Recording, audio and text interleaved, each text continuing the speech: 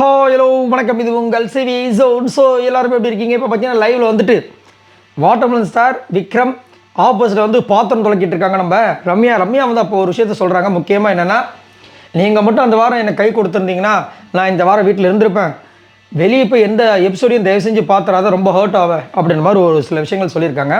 இவருமே ஷாக்கிங்காக ஒரு பதில் சொன்னார். அது என்னென்னு பார்க்கலாம். அதுக்கு முன்னாடி பார்க்குற எல்லாரும் நம்மளோட சேனலை சப்ஸ்கிரைப் பண்ணி பாருங்கள், லைக் பண்ணுங்கள், கமெண்ட் பண்ணுங்கள், ஷேர் பண்ணுங்கள். இப்போ வாங்க இந்த வீடியோக்குள்ளே போகலாம். ஸோ இந்த வாரம் பார்த்தீங்கன்னா மொத்தமே 4 பேர் தான் இந்த ஃபினாலேக்கு வந்து நுழைய போகிறாங்க. பார்வதி, கமருதி, வினோத் இல்லாத ஒரு ஃபினாலே வந்துட்டு யோசிச்சு பார்த்தாவே ஒரு மாதிரி இருக்குது, ரைட்? இப்போ என்னென்னா, விக்கல் சிக்ரம் கிட்ட நம்ம ரம்யா பேசக்கூடிய விஷயங்கள் நான் ஓப்பனாக சொல்கிறேன். விக்ரம், தயவு செஞ்சு வெளியே போய் பழைய எபிசோட் எதையுமே பார்த்துறாத, ரொம்ப ஹர்ட் ஆவ அப்படின்றாங்க. அதே மாதிரி மனசுக்கு ரொம்ப கஷ்டத்தை கொடுக்கும். நான் உங்ககிட்ட ஒன்று சொன்னேன்ல, அது கூட வந்து நான் வெளியே போய் பார்த்ததை வந்து நான் சொல்லலை, ஏன்னா நான் பார்க்கல. ஆனால் என்னோடய அக்கா எனக்கு ஒரு வீடியோ சென்ட் பண்ணி, நீ அண்ணன் கொண்டாடினிய, அவள் அண்ணன் பண்ண வேலையை பாரு அப்படின்னு அவங்க தான் எனக்கு அமிச்சாங்க. ஸோ அதனால் நீ பண்ணாதன்னும் விக்ரம் வந்து டப்புன்னு கொஞ்சம் சாக்காரம் அப்படி தெரியலம்மா, அந்த வாரம் நான் என்ன மோடில் இருந்தேன்னு எனக்கே தெரிலம்மா. ஆமாம், விக்ரம் எந்தெந்த மோடில் எப்பப்போ இருப்பானே தெரியாது. இப்போ புதுசாக வந்து ஒரு ரீல் வந்து ட்ரெண்டிங்கில் போய்ட்டு என்னென்னா, விஜய் போகிறதுக்கு அந்த இதில் ஜெயிலில் இருப்பாங்க.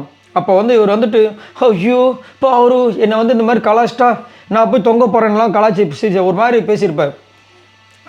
அந்த விஷயத்தை இப்போ வந்து பண்ணிகிட்ருக்காங்க. ஸோ அவர் வந்து ஒரு வாரம் ஒரு மோடில் இருப்பார். இப்போ வந்துட்டு போன வாரம் லாஸ்ட்டில் என்ன சொல்கிறாருன்னா, நான் யாரையும் வந்து ஹர்ட் பண்ண விரும்பலை, நான் கிளம்புறேன் அப்படின்னு ஒரு மோடில் மாறினார்.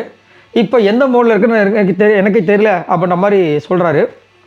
அதுக்கப்புறம் பார்த்தீங்கன்னா, இங்கே இந்த வீட்டில் எல்லோரையும் கொஞ்சம் சந்தேக கண்ணோடு தான் பார்க்க வேண்டியதாக இருக்குமா, வேறு என்ன பண்ணுறது அப்படின்றாங்க. அப்போ அதுக்கு வந்து அவங்க ரம்யா வந்து என்ன சொல்கிறாங்கன்னா, நீங்கள் மட்டும் அந்த வாரம் எனக்கு கை கொடுத்துருந்தா நான் இந்த வீட்டில் கண்டிப்பாக இருந்திருப்பேன் அப்படின்ற மாதிரி வந்துட்டு அவங்க வந்து ஒரு பக்கம் சொல்கிறாங்க. வாட்டர்மெலன் ஸ்டாரில் சொன்ன அடுத்த நிமிஷமே, நாளை வெளியே எது எபிசோடும் பார்க்கலப்பா, எதுக்கு பார்த்துக்கிட்டு அப்படின்னு.